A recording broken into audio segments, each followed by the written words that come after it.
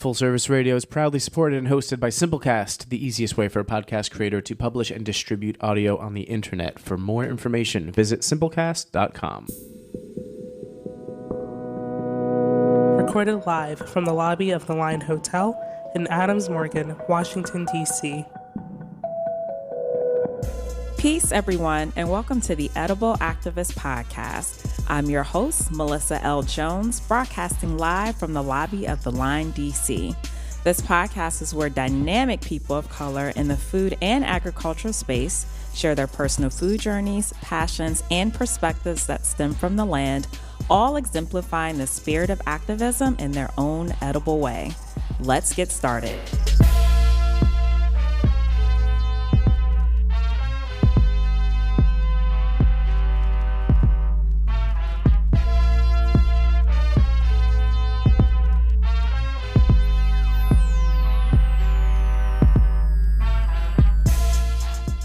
Peace, everyone, and welcome to the Edible Activist Podcast. I'm your host, Melissa L. Jones, broadcasting live from the lobby of the Line, D.C. here on Full Service Radio. So for today's show, food is not linear, okay? I know many of you guys know that, and there's so many angles in which we can talk about food and use it. Probably eat it. I don't know if it's linear when you eat it too. For some folks, yes. For some, no. But, you know, when we talk about food, you know, we talk about it in respect to advocacy, policy, wellness, healing emotions, you name it. But there's also artistry. So in studio today, I have Krystal Mack, who is a talented Baltimore-based culinary artist, creative consultant, entrepreneur, writer, self-taught baker, and activist who uses food as a vehicle for storytelling, cultural exchange, and community building.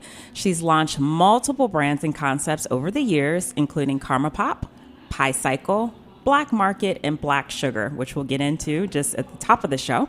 Krystal's accolades and features include, but not limited to, because if you Google this girl, she comes up all over the daggone place, okay? So she's participated in the Icon Dinner at the James Beard House, has been named a woman to watch by the Baltimore Sun, and Cherry Bomb 100 by Cherry Bomb Magazine as a food industry change agent. Welcome to the show, Krystal. Hi, thank you for having me, Melissa. I am, first of all, dedication, because she hopped on the MARC train from Baltimore to DC, okay? All right? Yeah, look, it's right around the corner. It is right around the corner. Yes. I just appreciate your commitment to being here on the show. I've been following you for quite some time. We were just talking about a mutual friend of ours, Lita, who we're going to shout out on the show, who I miss dearly, was saying, you have to have Krystal on the show. I was like, I want Krystal on the show. So I was following you even before that. And I was just like, she's going to be on the show. So you're here. I'm here. I'm happy. Yes. I'm so excited to be here. This is one of the conversations I feel like I've been looking forward to for quite some time. Oh my goodness. As soon as you asked me, I was like, yes, absolutely, yes. Brings me so much joy. Okay, so we are going to just unpack your culinary artistry just a bit. Definitely want you to define what you feel like your role in food is as a culinary artist, and what that means to you, and what you want that to mean to everyone else.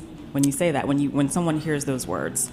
Well, first and foremost, it's so funny. I think that when I think about my experience and like everything that I'm doing right now, I like to always joke with people and say, like, what you see is happening in real time. Like, all of this is happening in real time. Yes. And things are constantly changing. So I find myself, you know, trying to not be resistant to that change and kind of flowing and moving with it. So that being said, when I was thinking about how I fit into the context of, you know, what I wanted my work to be and who I was in the industry, in the food industry, in a sense, I knew I didn't want to be a traditional business owner any longer. I knew I did not identify with the very, in my opinion, very colonized view of what a chef is.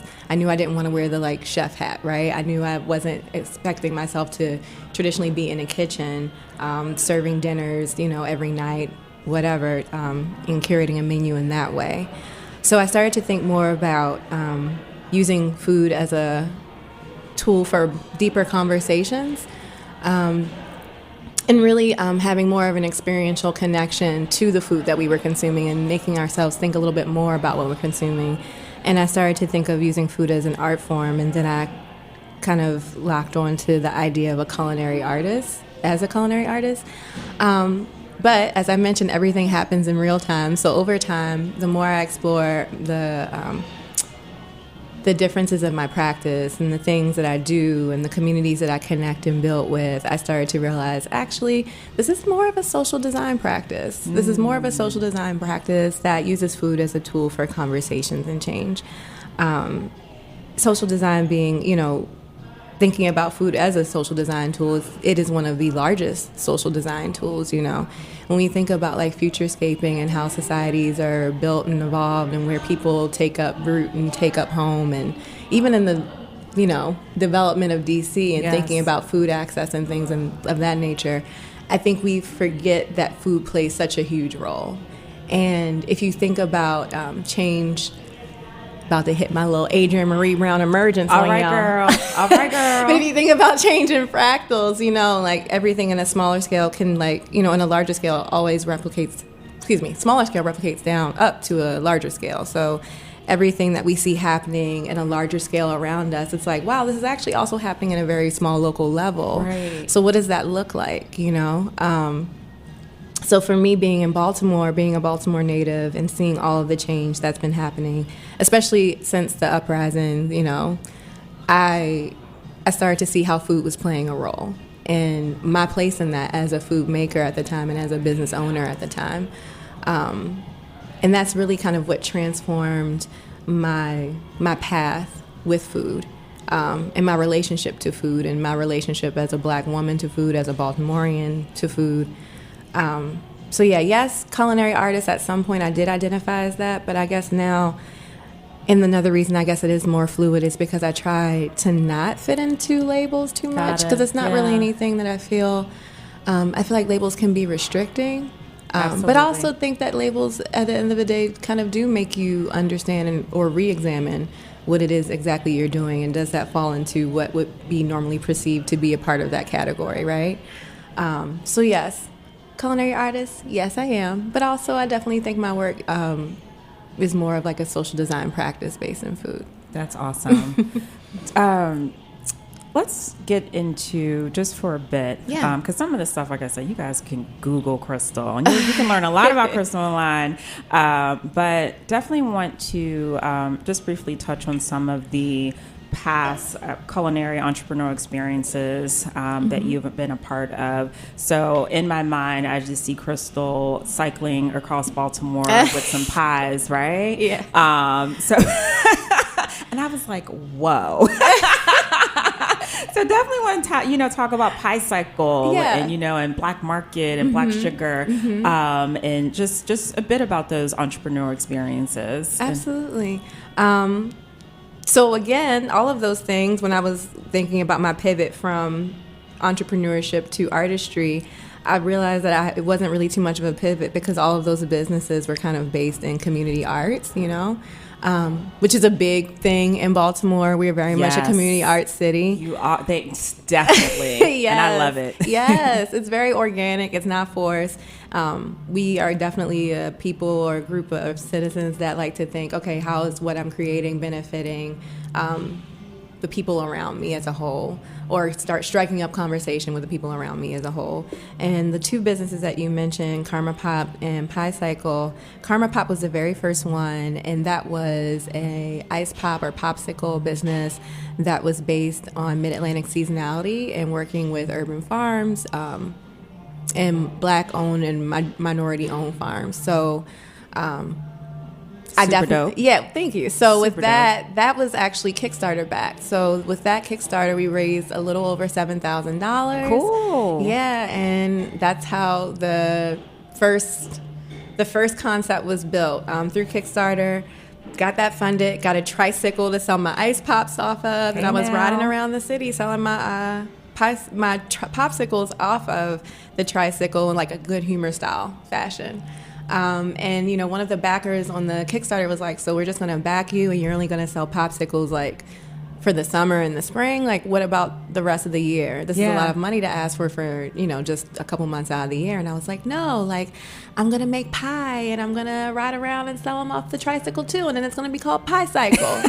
And they were like, oh, okay, fine, here's some money. And, and then that was kind of how Pie Cycle was born. And Pie Cycle, because it was more, it wasn't as restrictive as the seasonality, but it was definitely something where it's like, okay, yes, I make pies, but I also make cakes and cookies and all these other things. And, that's from fall to spring, and then spring and summer, it's popsicles. So I had more of a time to like impact people with the baked goods. So that was something that I became more known for, I guess, outside of Baltimore, was my my baked goods. And Child, when I saw them pies, I was like, why? Why? Why? I'm a pie person all day. I know it's like a cake and we versus ain't talking pie. like regular pie. No, so that's my other thing. I always think about like trying to make every, if you're going to be intentional about what you're eating and go out of your way outside of your home to have an experience, let's find a way to make it special. Let's find a way to make it like interesting. And sometimes it doesn't even have to be like super ridiculously interesting, and I went through my periods. I definitely had my periods of certain things that I was really into, like my like activated charcoal period and my purple yam period, so it's like, oh, that's when she was really into ube. Like she had all these like, I had all these like croissants with like purple yam frangipane in them, and just really trying to find ways to engage people visually and taste-wise, and also kind of step outside the norm of what was available in Baltimore. It's a very working class city. It is, yeah.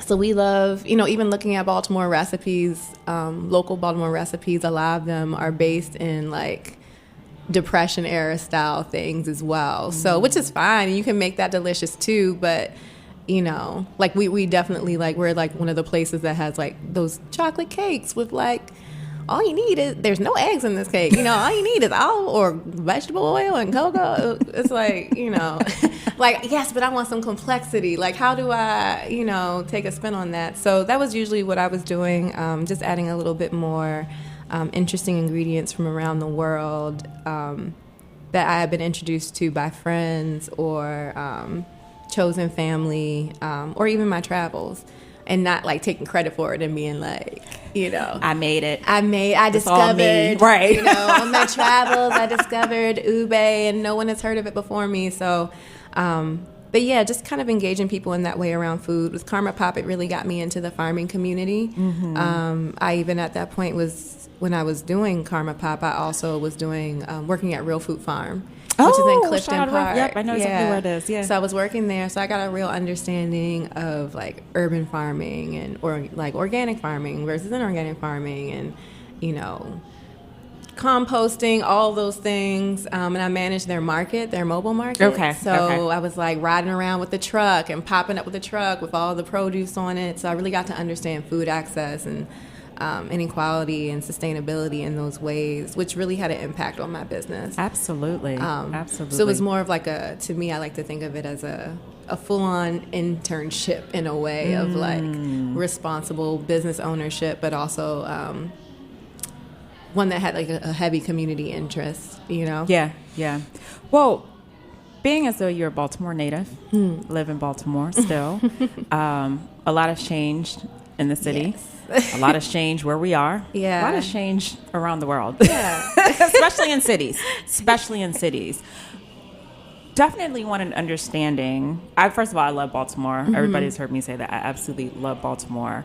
Don't go there as often as I would like to. I was actually there over the summertime, but definitely want an understanding from your perspective how the landscape in Baltimore has changed and how that has impacted your work from a food perspective, or even from a community perspective. I would say that the landscape has changed in that it hasn't changed in a way. There you go. It's changed, which can be a problem. Which can be a problem, right? Depending on how you look at it. I think when I think about the the initial riots long ago that changed the landscape of Baltimore. So when you're thinking about like the MLK assassination and the riots that happened in like what was that, 58? I believe around late 50s. Mm-hmm. So was that 52 years ago? Mm-hmm. A lot of the houses that were damaged around that time are still boarded up today, and they never, and a lot of white flight happened. So when you think about like West Baltimore and East Baltimore and Central Baltimore, the city is very divided. I mean, it's been divided for a long time, for maybe even it's extremely divided. Yeah. And we have our little spots of like, quote, diversity, and I say quote diversity because that's a diversity that's centered in whiteness. It's mostly white people, but then you have like a few black people, a few Asian people, a pinch of Latinx people, and then it's diverse, right? Yeah. But the majority of the people in the space are white. And that's a problem because the city is 65% black. So to me, that's not diverse. And I think a lot of times when people are always saying, when I'm talking about, oh, this is not diverse, that is not diverse, I'm like, well, what are you talking about? Are you looking at a number? Are you looking at, I'm like, yes, that's what diversity is. Exactly. That's exactly what it is. Yeah. So in the way that Baltimore has and hasn't changed, with like white flight in West Baltimore way back when, and now, the riots happening again, and, now people want to kind of pour money into West Baltimore, use Baltimore as like their base for not charity, but making it seem like, we're trying to work with the community, we're doing stuff. So you see now a lot more articles like in the Times and stuff, people talking about Baltimore. I think on the Daily podcast, the New York Times Daily, they did like a whole episode, I think, on like what it is, not what it's like, but like crime in Baltimore. Did they really? Yeah, it was like a 3 or 4 episode podcast that even went all the way back to like a mother and how she moved up from the South to Baltimore, and then her daughter, and then that woman's son, and that son ended up being murdered. So it was just like a whole backward story of like, what is it like here, and what are the things systemically holding these people back, and like the corruption of the police and things of that nature. So when I think about how Baltimore has changed, it has and it hasn't. There's a lot of opportunity for people who identify in a certain way or who intersect in a certain way. And it's definitely become a place where people from, I guess, D.C. and other places have come and moved to because it's cheap for them. If you're used to D.C. rent, if you're used to San Francisco rent, if you're used to New York rent, Baltimore is like cheap. It's, quote, up and coming.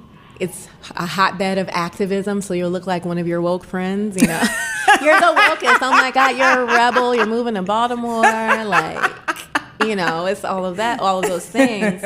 So, but right now what you see in Baltimore is a lot of food businesses popping up and a lot of restaurants popping up and getting a lot of shine and a lot of growth based on the inequities that have been in Baltimore for a long, long time systemically. So to me, and I was someone who had to experience it to fully understand. I was very much before my personal experience of opening my bakery, Black Sugar, which was my brick and mortar location that I opened after Pie Cycle kind of took off. I was approached by a development company, and they asked me to be in this brand new food hall that was opening in Baltimore called Our House. And I was like, well, there aren't really other opportunities for me. The rents in the other places are kind of like similar to what it would be here, if not a little bit higher. I mean, mine was ridiculously high for a very small stall. And I was splitting the stall with some colleagues at the time who were coming down from Philly because I was like, I can't afford to do this. Like, I need somebody else to help me. But we see a lot of that now. So a lot of like privatization of spaces that are used as food halls, I guess. And food halls aren't necessarily like the best option for most businesses that are food based, depending on how they're run and how they're managed and the level of experience that development company or management company has with running a restaurant or running a food business.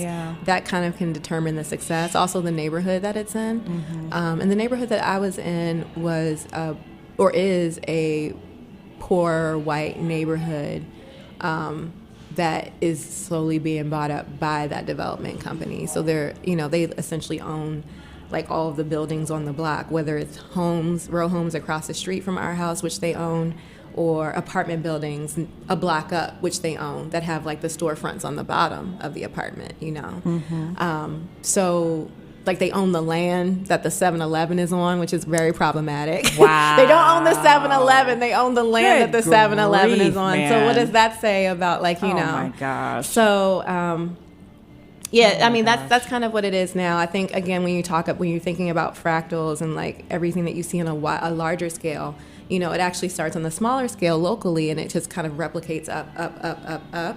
What we see in the food industry as a whole is definitely being replicated here in Baltimore.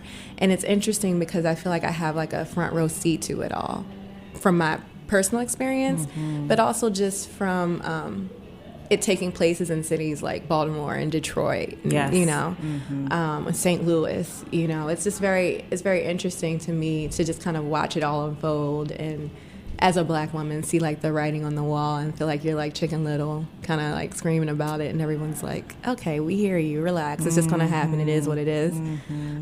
But we're still gonna scream. Yeah, but we're still gonna scream. we don't get it twisted. We're still gonna scream. So the point being, like, yeah, the things that I see in the food landscape now, a lot of opportunity to those who have access to capital. Who have the connections, and a lot of that is based in class and race. So that means what? Those with a proximity to whiteness, or those who are white with money. And it has to, both of those things, it seems, in Baltimore are key. White and money. Because we have a large, poor white community in Baltimore as well. That is real. And I think that, you know, that they're not getting opportunities either. Yeah. You know, when you compare notes with poor white people in Baltimore, and you're like, well, what's going on? That is what's happening. You know, it's very much like the wealthy and then the rest. Yeah. I'm going to pause really quickly. Yeah. So those who are just tuning in, I have the wonderful pleasure of chatting with Krystal Mack from Baltimore. All right. She came down from Baltimore this morning, guys, to be on the show. This is Melissa L. Jones here with the Edible Activist podcast at the Line DC here on Full Service Radio. And so Krystal is known for many acknowledgments, but we actually just talked about her role as a culinary artist, but not restricted to those terms, because you know your work is not linear. You know, it's and fluid necessarily isn't a bad thing. Like you said, you know, you talked about everything being in real time. Especially your perspective is in real time. Yes. You know, and so she's had many entrepreneurial pursuits, from Karma Pop to Pie Cycle, Black Market, and has really at one point really engaged with the urban agriculture community in Baltimore, which is big, and understood, you know, the aspects of farming and composting, and that really impacted your food business and how you thought about food as a whole, and also just using food for social design. And, you know, I was reading, when I was reading about you a bit before the show, I had, because you are an artist. Let's just get that straight. Like, you are an artist, all right? And you also indulge in what you call comestible. I had to go and look that word up. Okay, I don't know everything. I was like, what is this? No. I was like, oh, food. Okay. No, I mean, look, I recently did an event at a museum, and the woman was like reading the intro, and she was like, how do you say this? You know, like... Hey. Well, guys, I typically take a break, and I'm just putting that out there because I'm actually not going to take one. And sorry, Jack, I'm not taking one. He's like, okay, good. Because the conversation is just flowing, and I just want to keep going. But, you know, going back to the question about food landscape, one thing that you have mentioned, Krystal, and I definitely want you to dive into this a bit more, or as much as you like, is, you know, that you're mourning your relationship to Baltimore and the food community. Yeah. You know, and so what does that mean? Like, for me, it's, again, always changing. And again, like I said, y'all are seeing that in real time. Yeah. I think there's a level. So when we think about mourning, and we think about grief, and we think about loss, there is a change within us that, you know, when I closed my bakery, even though I fought to close it, and even though I wanted to move on from that, it definitely was a bit sad for me. Yeah, you know, to me, as a young working woman, and not that young. I mean, I'm gonna be 35 next year. You know, I mean, younger. I'm older than you, Krystal. You know, like, younger. But not that much, though. To spend like a significant part of your life working towards that end goal and then realizing like, wow, this end goal will this will be the end of me if I hold on to this, if I stay here. Wow. And being like, okay, the one thing that I worked hard for and like, I'm here, but it's just not the way that it's supposed to be. I need to move on and let that go. When I let that go, when I walked away from the bakery, it changed me, And also at that time, between that changing me, like a month beforehand, my father died. And that changed me as well. And when my father passed away, I was being harassed to like come back into work by the management of the food hall. Like, you got to come back in. Like, you can't, you are coming back in after the funeral, right? Like, when will you be back? Like, because you signed a contract saying you'd be open 7 days a week, right? So we need you here. But I remember thinking to myself, like, wow, like, if things are changing in this way and I have to change, that means I need to understand that I'm not going to be the same person after this. I'm not going to be the same person. And what will that mean for my relationships around me, So being as open as possible I can about where I am with my relationship to the city, to myself, to the things that I hold dear to me, like food and food industry. That when I think about that and how I'm going about doing that, it is always changing. And I think about choosing who I engage with, and I think about being more intentional. And it's in 2000. I closed the bakery in 2017, and in 2018, I essentially just took a year off, and I took a job that I knew I would not have to like cook and like work and make food. Because to me, I wanted to kind of reconnect with making food in a sacred practice in a way of that, and not making food to make a living, and not making food in a way that was very transactional. Right. I wanted to do it on my terms. I wanted to do it at home. I wanted to do it with people that I felt were worthy of that and worthy of that level of intimacy. And I wanted to really understand why I got into food in the first place and what was the thing about it that brought me joy and brought me peace and like brought me to my center. And in 2019, this year, I just really took the time to be more intentional about the things I put out into the world. And I think that was a part of the mourning process and the grief, really just examining what it was that I was mourning. I was mourning like the changes of my city and the familiarity that I thought I had with the food landscape here. The changes within the industry as a whole. A lot happened in food between then and now. That was like Me Too, and like in a personal level, like me and finding all of this success and then kind of walking away from that success, and then people saying like, well, what are you up to now? And me saying nothing, and them being like, oh, I'm sorry, or like, you're not going to open another bakery, or like, oh, you failed. And to me, I didn't see it as those things, but that doesn't mean that I didn't internalize a little bit some of what they were saying. So to me, I realized I just had to, in the mourning process, in the grief process, recontextualize what it meant to be in food in the way that was sustainable to me and made me feel good and made me feel as though the things that I was putting out into the world were actually changing it, adding to the conversation, but changing it in a way. I think a lot of times the things that we don't think are connected to food are actually the things that drive the food industry forward.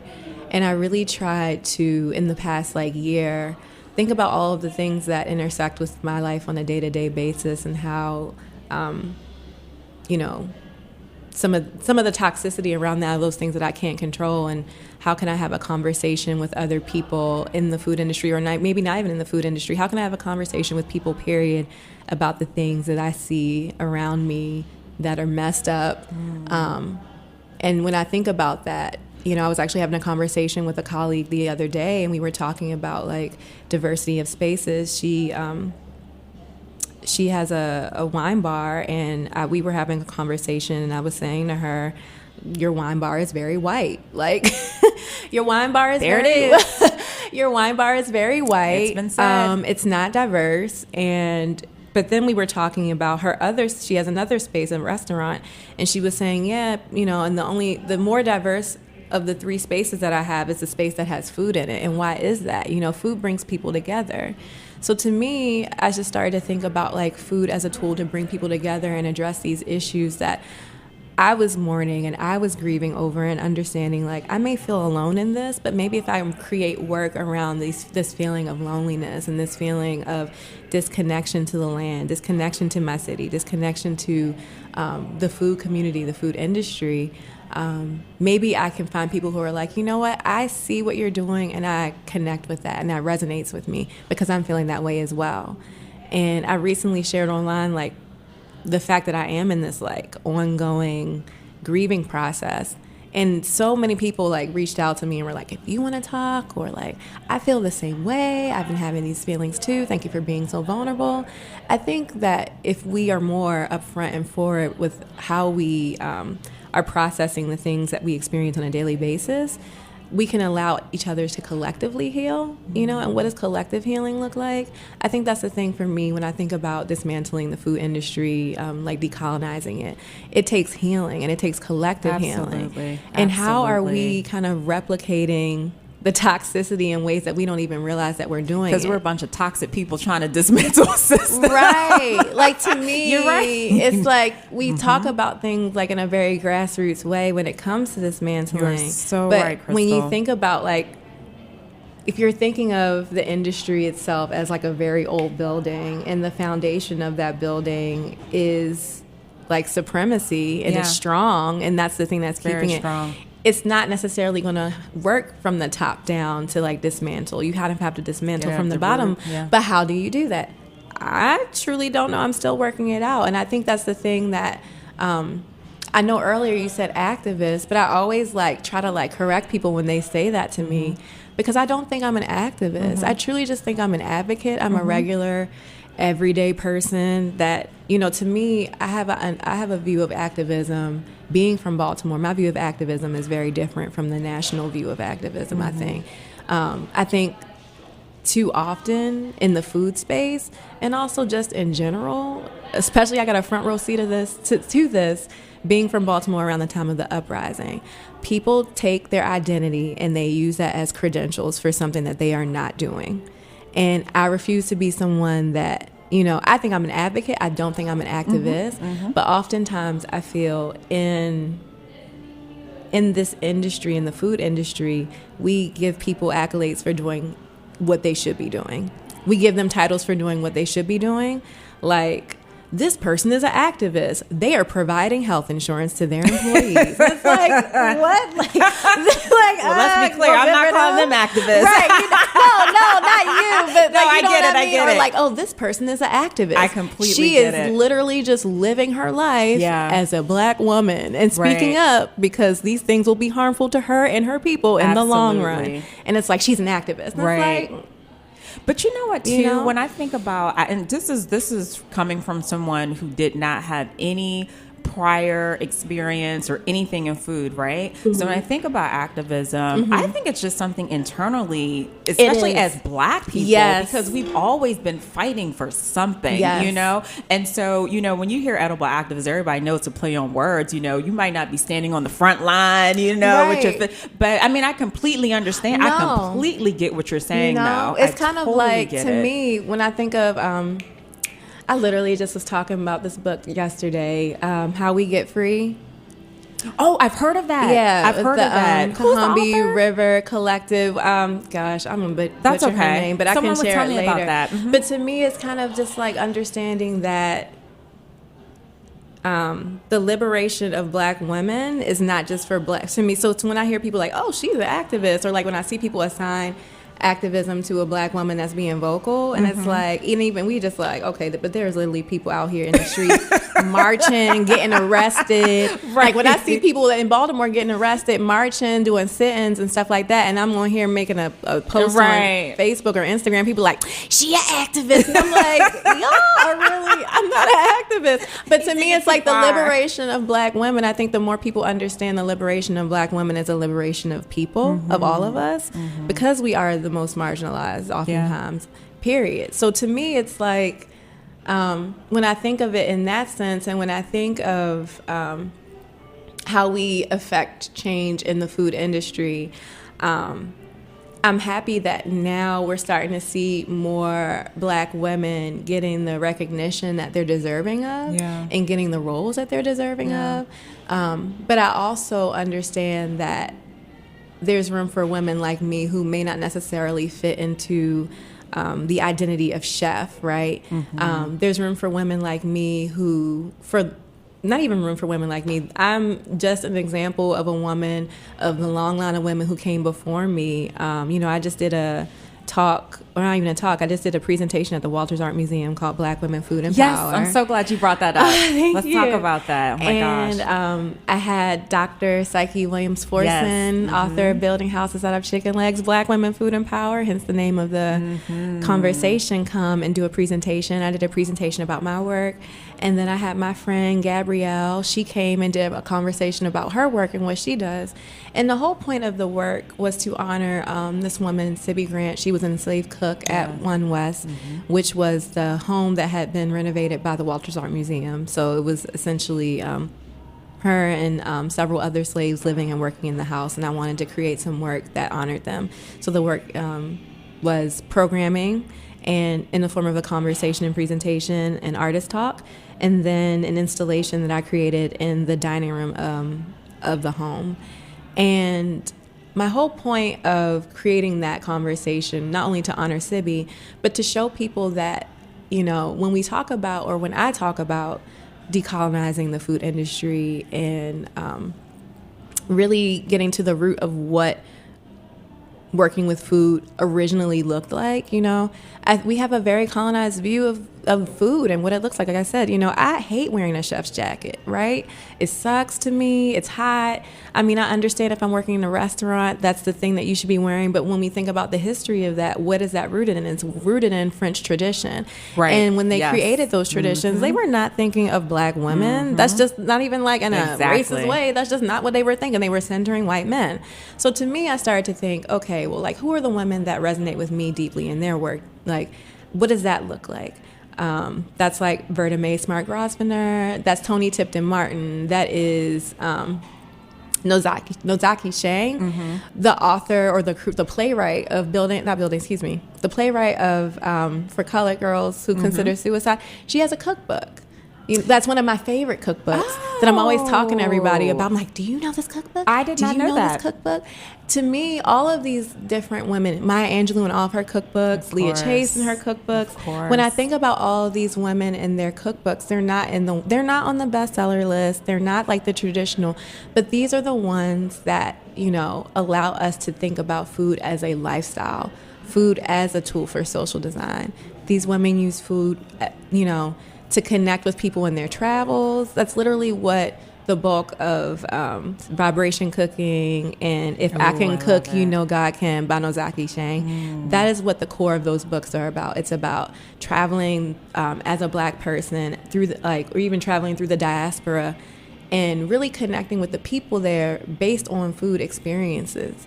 And really finding your identity based in food. Yeah. And when you think about all of these women and how they intersect with food, they were brilliant. Absolutely. So when you think about how we can't fit into the box of chef because we weren't meant to fit in the box of chef, because we see food as so much more than a capitalist, consumerist-based thing. It's a lifestyle. It's something that's passed down through us. It's something that's within our ancestry. It's what it is.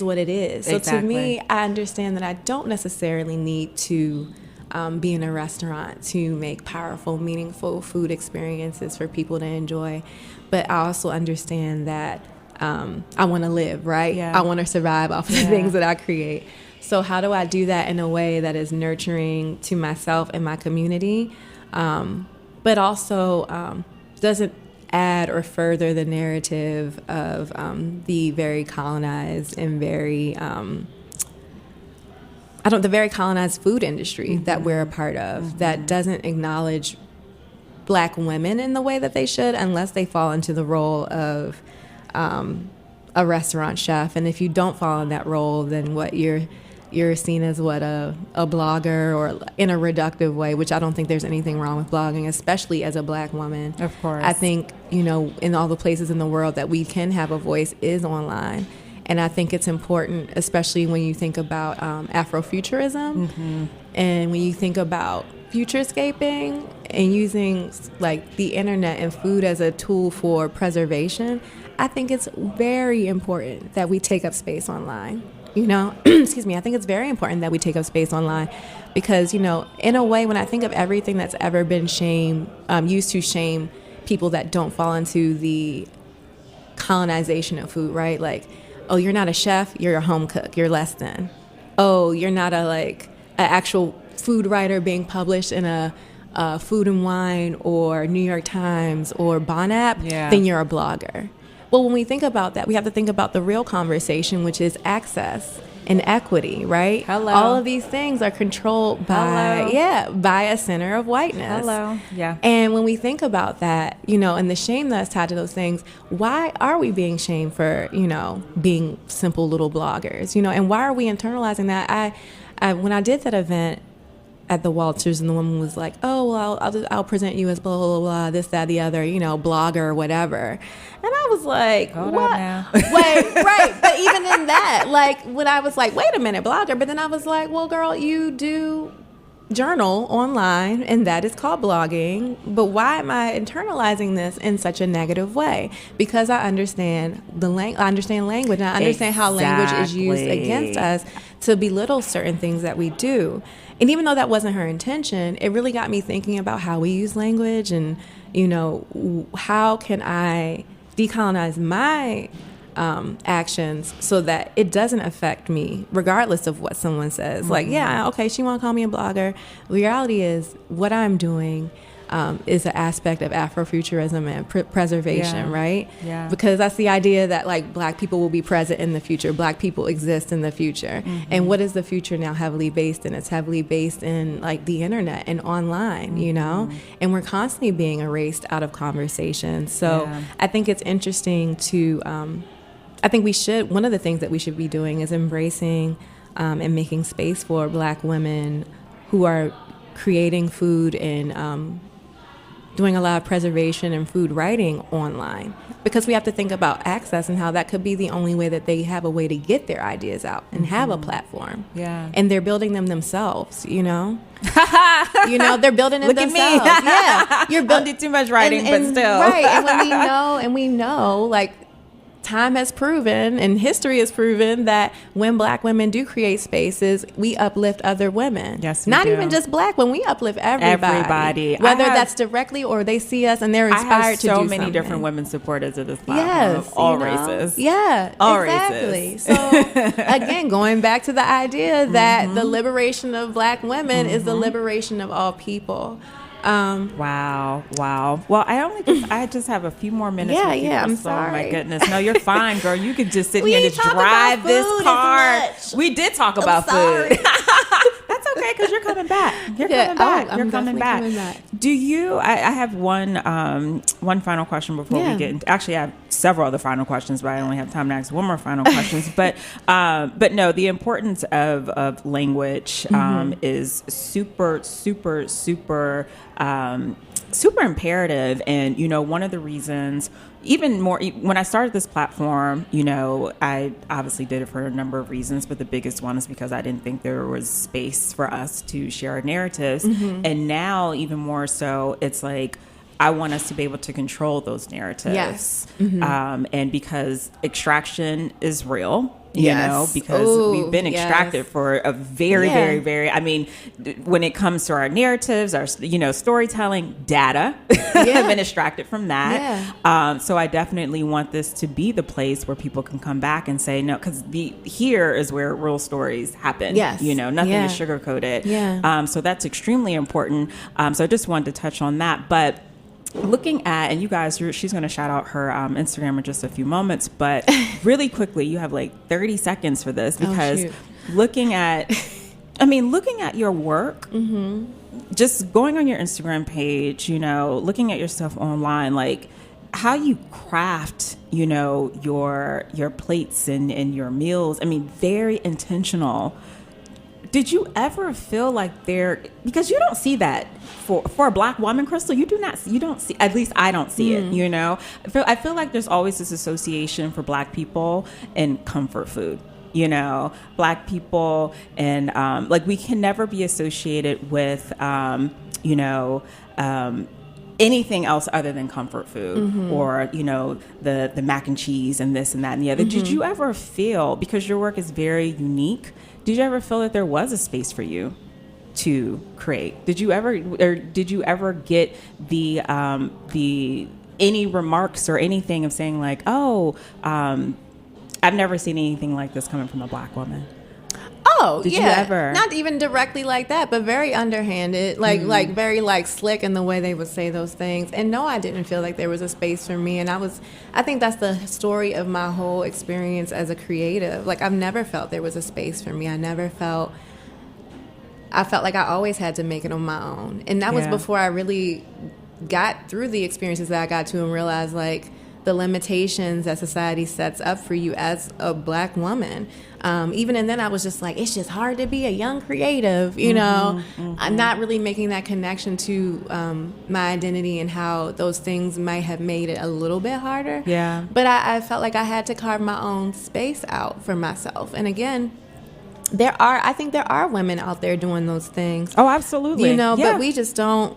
We gotta again think about who's showing who what Exactly. and what roles they're putting us into and what, you know, and the proximity, not only the whiteness proximity portion, but also the proximity to major cities, like the major city privilege, right? Like there's probably a woman in the deep South doing the same thing. No doubt. You know, but No we doubt. don't even, you know what I mean? We don't- right, but we no don't even know. doubt. But I bet you if she was in New York and she was working at some restaurant that was like very hip and very cool, we would know about her. We would see her everywhere all the time. It's just truly about understanding the privileges that allow us the visibility. Like, yes, we are now getting into a space where we have more representation, but I have found and I see that the representation that I've been seeing is very much, again, another fractal of what's happening at a smaller level, right? When we do see acknowledgement and praise of Black people in food, very often it is Black men, right? And when we do see women getting praised in food, most oftentimes it's when they are an elder, right? We want to give people the flowers when they almost gone, when they in the wheelchair cooking, you know, Leah Chase and Edna Lewis. But where is the acknowledgement and recognition for women that are doing amazing things now? I mean, I think we are doing that. We're moving more towards that direction, like Mashama, I think so Bailey, too. and you know, other amazing women. But I think that we really have to understand, in order to make change and change systems that don't serve us or create systems that do serve us, we have to look at what is not working and how we have been kind of conditioned to repeat the same actions. What's that?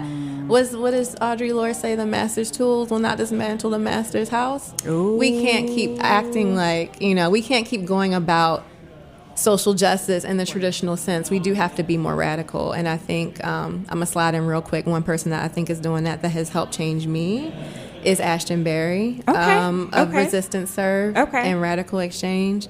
I went to that conference. I want to go. Serve. You have to go. I want to go. Tickets are on sale now. Not to like bump her up like no, that. I want to go. But it is in February. I think it's like the first or second week of February. In New Orleans, right? And I know that they have a dinner with Omar. I Omar saw that. Tate. I looked at everything. And I think it's going to be really cool. But that changed my life. That changed my whole...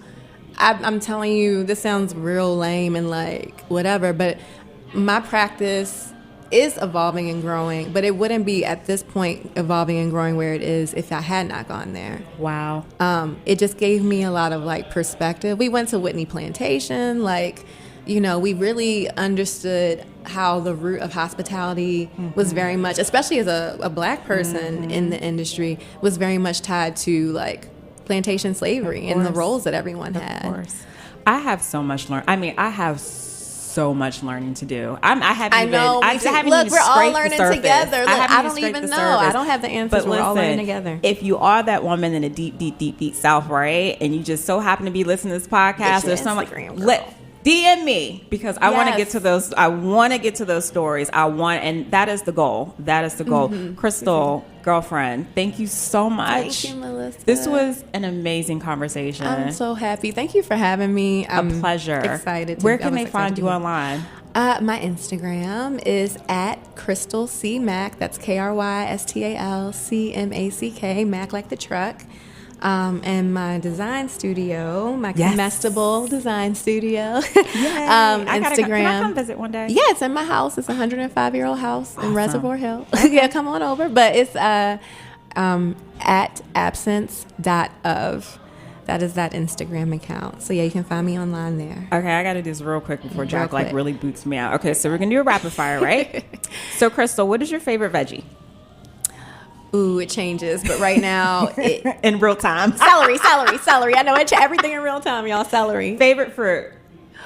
Favorite fruit. Right now, I'm really on a Granny Smith kick. Okay, now. Yeah. Sweet, spicy, sour, salty. Spicy. Spicy for your ricey. Yeah, that's right. Last artist you listen to on your playlist? Ooh, last artist. That's a hard one. I'm Especially trying if you just stream. Well, I do stream, but I also make playlists for people to like listen to that are like based on my mood. This is how I'm feeling today. This is how I'm feeling today. It looks like the last thing that I listened to was one of my playlists, and the top of that was Billie Holiday. So there you go. Oh, nice. I'll Be Seeing You by Billie Holiday. Yeah. All right. Thank you so much again, Krystal. I really appreciate you. Thank you, Melissa. All right. Peace, y'all. Bye, everyone. Thank you, everyone, for tuning in. We are here live on Full Service Radio every Wednesday at 11 a.m., where you can catch today's episode on fullserviceradio.org, as well as iTunes and Spotify. Be sure to follow me at Food Talks in Color on Instagram, Facebook, and Twitter. Are you an edible activist? Sure you are. Come join me on the show. I would love to feature you. Just shoot me a DM on the gram. Peace and blessings all. And remember, there is no culture without agriculture.